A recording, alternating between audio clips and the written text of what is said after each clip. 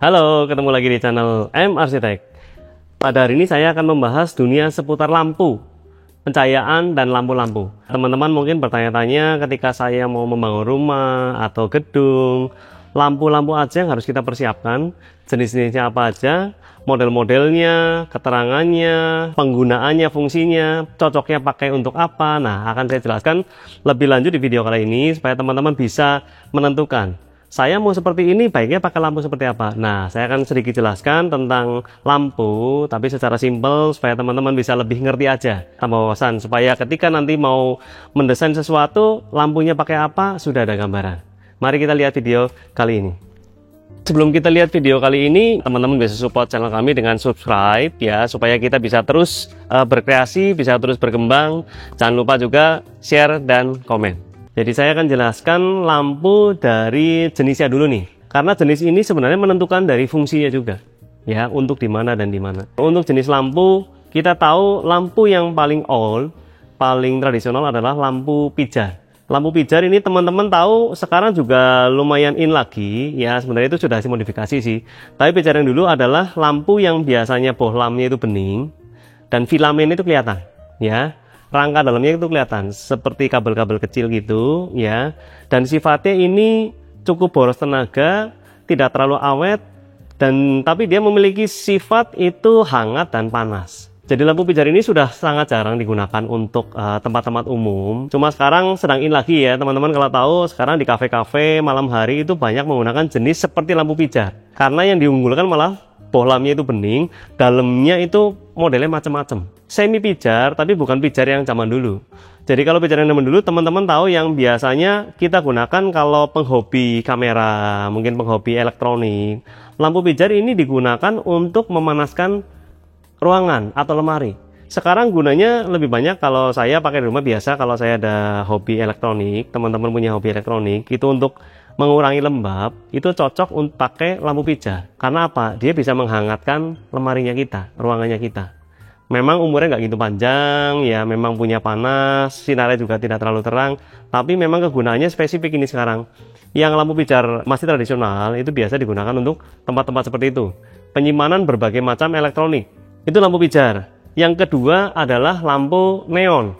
Nah, ini masih cukup banyak di mana-mana. Kita teman-teman mungkin kalau ke Alfamart, tempat-tempat komersil masih banyak ya lampu yang bentuknya biasa tabung, ya, neon tube, ya. Dan juga ada neon-neon juga yang modifikasi. Sekarang modelnya ada yang jari-jari, lampu jari. Kadang-kadang teman mungkin tanya di tempat lampu jari ada lampu keong yang modelnya seperti spiral. Nah, itu termasuk jenisan lampu neon atau lampu pendar. Mungkin ada jenisnya yang teman-teman juga sering dengar lampu pendar. Tapi lebih terkenalnya itu lampu neon tube. Ini cocok untuk apa? Untuk biasa untuk daerah-daerah komersil, tempat-tempat komersil. Karena apa? Dia sinarnya terang, tapi cukup mengandung merkuri teman-teman ya. Jadi sebenarnya kalau buat rumahan kurang oke ya. Tapi kalau buat tempat komersil karena dia apa? Menang terang dan juga menang silaunya ya. Silaunya itu cukup bagus, terangnya bagus, sehingga lampu neon ini masih cukup banyak digunakan di berbagai macam tempat, utamanya di daerah-daerah komersil, pabrik, kantor, toko, itu masih banyak yang pakai. Tapi kalau buat rumah, kita nggak terlalu rekomendasi. Kalau yang ketiga, ini kita tahu, dan ini sekarang paling populer itu LED, Light Emitting Diode. Jadi, LED ini sekarang sangat masif, sangat banyak digunakan, karena apa? Lebih hemat daya, dan juga umurnya panjang.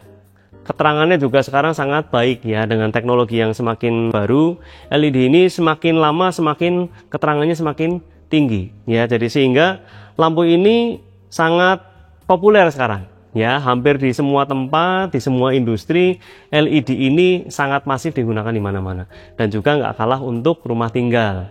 Untuk lampu-lampu penerangan umum, dari lampu jalan, lampu pabrik juga bisa digunakan, dari perkantoran sampai rumah. Hampir rata-rata sekarang semua rumah menggunakannya lampu-lampu ini. Dan itu kurang lebih 3 jenis lampu yang teman-teman bisa sering ketemu. Oh ya, ada satu lagi, lampu halogen teman-teman. Ya, lampu halogen ini biasanya digunakan untuk lampu-lampu sorot ya, spotlight. Ya, untuk spot-spot tertentu lampu halogen masih ada yang pakai.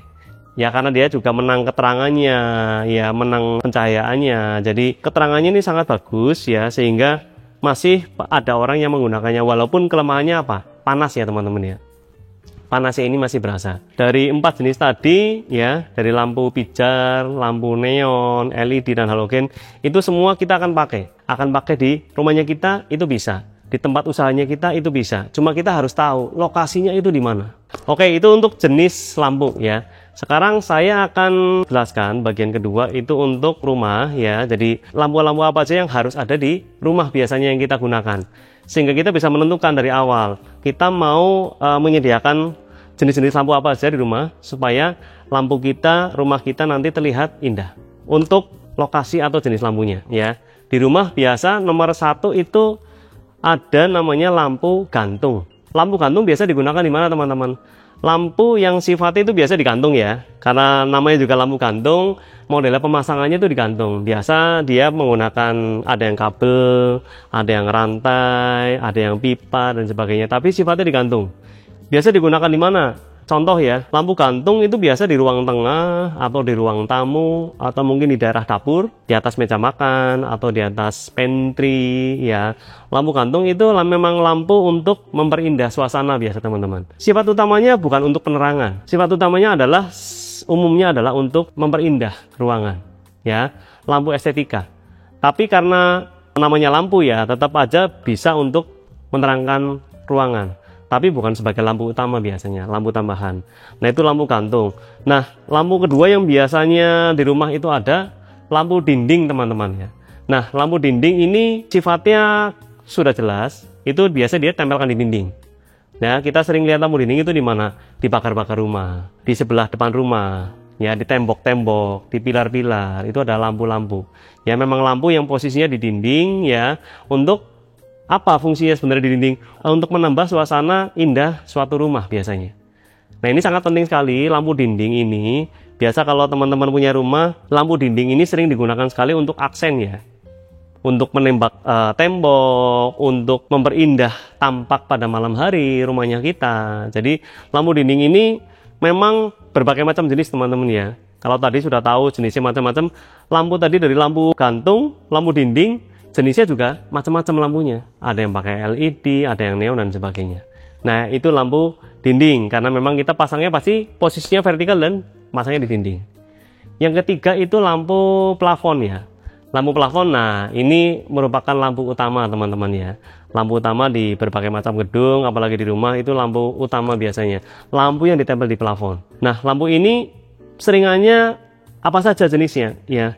Lampu plafon ini kebanyakan kalau yang sekarang rumah-rumah umum itu menggunakannya lampu downlight. Lampu yang ditempel ke plafon ya, biasanya dilubangin plafonnya sehingga bisa rata plafon ya. Enak dilihat, kelihatan modern, kelihatan rapi karena dia hampir nggak nonjol ya teman-teman ya. Lampu plafon apakah hanya downlight? Enggak juga ya.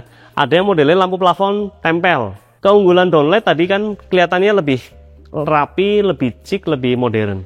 Lampu tempel itu nonjol teman-teman ya. Dia lebih kelihatan, jadi mengundulkan biasa memang bentuknya dan juga keterangannya ini lebih menyebar teman-teman. Buat teman-teman sering kali lampu downlight ikut-ikutan teman-teman ya. Jadi saya jelaskan sedikit juga untuk downlight, lampu plafon ini. Downlight itu cahaya lebih sempit ya teman-teman ya, lebih narrow, lebih sempit sudutnya.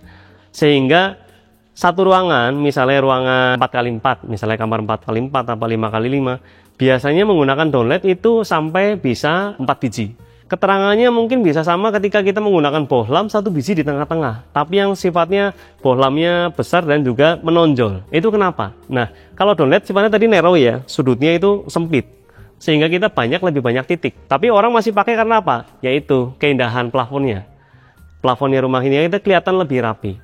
Tapi kalau teman-teman mau cari penyebaran lampu, sebenarnya lebih unggul itu lampu yang tempel. Sehingga dia caranya lebih omnidirectional ya. Lebih tersebar merata hampir ke samping.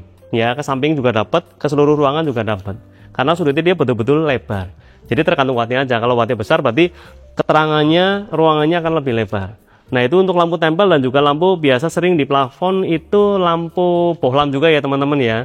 Lampu bohlam LED yang sifatnya menonjol, kita tahu mungkin lampu ulir ya, ada yang besar, ada yang kecil, ada juga lampu tempel walaupun bulat, tapi dia sifatnya menempel di plafon, tidak tanam ya.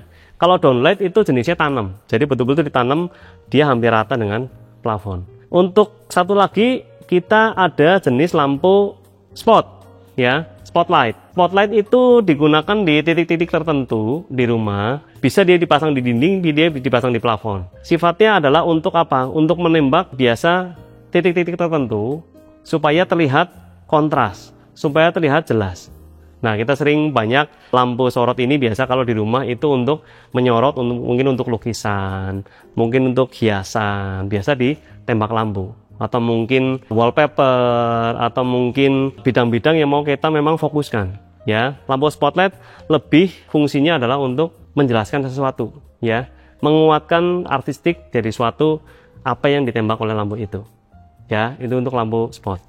Oke, yang kelima yang sering digunakan juga di rumah-rumah, biasanya itu indirect light.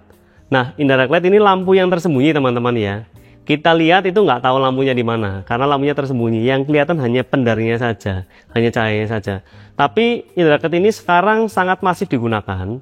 Hampir di semua rumah-rumah yang mau punya suasana yang lebih indah, biasa menggunakan lampu indirect light ini. Jadi indirect light biasa bisa di dinding, bisa di plafon teman-teman, bisa juga di mebel, di interior. Jadi indirect light ini memang kalau secara bahannya semua sekarang hampir pakainya LED teman-teman ya, bahannya LED. Karena dia cahayanya kuat, tahan lama, dan juga warnanya juga macam-macam, keterangannya juga macam-macam, sehingga baik sekali untuk digunakan karena watt kecil ya. Kita pakai untuk lampu suasana dari outdoor ya, jenis LED harus menggunakan outdoor teman-teman ya, jadi jangan sampai salah. Kalau teman-teman menggunakan semua lampu ini di luar ruangan ya, teman-teman harus pastikan ya lampu itu IP-nya IP berapa, IP misalnya 67, 68, IPX berapa, nanti teman-teman bisa lihat di kemasannya apakah ini tahan untuk hujan-hujanan di luar. Kalau teman-teman tidak melihat itu, tapi teman-teman kayaknya ini bisa di luar ya, lampu indoor saya coba taruh luar, biasa sebentar mati karena konslet lampunya. Nah, ini bahaya juga untuk kelistrikan. Jadi ketika mau memasang lampu di luar, tadi lampu dinding ya, pastikan lampu dinding itu indoor atau outdoor. Karena lampu dinding juga ada jenisnya teman-teman ya. Jadi indoor outdoor ini sangat pengaruh di kekedapan atau proses produksinya si lampu tadi. Bisa nggak dia pakai untuk hujan-hujanan dan panas-panasan? Kalau teman-teman speknya indoor, misalnya lampu dinding, harusnya lampu dinding untuk dalam rumah. Ya, misalnya lampu dinding yang ekstrim aja ya. Kita lampu dinding biasa yang bukan untuk di luar rumah, kita lampu dinding untuk di tembok, mungkin di kamar.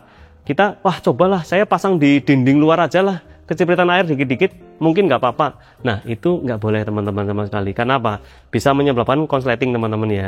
Karena lampu yang tidak kedap air, terkena air, itu pasti langsung konslet, langsung rusak.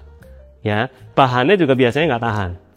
Jadi sehingga indoor outdoor ini sangat penting. Jadi tadi ada lampu sorot yang biasa untuk di luar ruangan itu lampu dinding, lampu sorot spotlight bisa untuk sorot tanaman, sorot dinding dan sebagainya. LED indirect light juga sama ya teman-teman. Ada yang untuk speknya di dalam rumah saja, hanya untuk plafon-plafon, dinding-dinding. Ada juga yang LED yang sifatnya memang bisa untuk outdoor, dinding luar, untuk di taman. Jadi hujan-hujanan basah pun nggak ada masalah. Nah, ini penting sekali buat teman-teman ingat ketika teman-teman mau membeli lampu-lampu untuk kebutuhan rumah, pastikan dulu tadi saya mau taruh di mana, jenisnya apa, fungsinya apa, indoor atau outdoor. Keterangannya lampu ya saya jelaskan mungkin di sebelumnya teman-teman sudah pernah dengar. Jenis lampu atau warna lampu itu umumnya ada 3 teman-teman ya. Jadi yang putih itu super white, biasanya itu 6000K. Kita pakainya K aja teman-teman ya. Karena istilah putih, krem, kuning itu kadang-kadang ambigu. 6000K itu putih, memplak. 4000K itu kita bisa sebut warm white atau natural white. Putih tapi ada semu kremnya dikit. Dan yang kuning itu 3000K. Biasa kita sebutnya yellow atau warm white. Nah, itu jenis-jenis lampu sehingga teman-teman kalau milih, saya suka suasana yang benar-benar kuning, pakainya 3000K. Saya sukanya netral, pakai yang 4000K. Saya sukanya yang benar-benar terang, putih, pakai 6000K. Jadi teman-teman sudah tahu sekarang cara memilih lampu dari jenisnya, posisinya, kegunaannya, indoor outdoor, warna lampu teman-teman sudah tahu. Jadi silahkan teman-teman gunakan referensi ini untuk mulai mendesain, ketika teman-teman mendesain rumah, lampunya juga sudah mulai dipikirkan. Saya suka jenis ini, saya suka model ini. Boleh diterapkan di dalam rumah. Tapi semua ini tadi teman-teman, baiknya teman-teman harus mulai dengan apa? Dari desain rumah yang benar. Jadi teman-teman bisa lihat konten untuk interior dan bangunan di sini. Sehingga teman-teman tahu ketika saya membangun rumah, ternyata lampu ini juga penting ya. Teman-teman tahu mungkin kalau rumah yang depannya itu lampunya nggak bagus, kelihatannya rumahnya kalau malam biasa aja. Tapi ada rumah yang siangnya biasa, karena lampunya bagus, malam-malam terlihat luar biasa rumahnya. Jadi lampu-lampu itu teman-teman bisa betul-betul fungsikan dengan tepat guna dan tepat sasaran. Jangan sampai salah langkah, salah beli. Ya, saya sudah beli lampu sekian puluh unit, ternyata aduh kok kurang terang ya, kok kurang besar ya. Repot ya, jadi mubazir. Seperti itu, semoga konten kali ini berguna buat teman-teman yang ingin mulai merancang rumahnya, utamanya di pemilihan jenis-jenis lampu. Semoga berguna ya. Jangan lupa subscribe, like, dan komen. Sampai jumpa.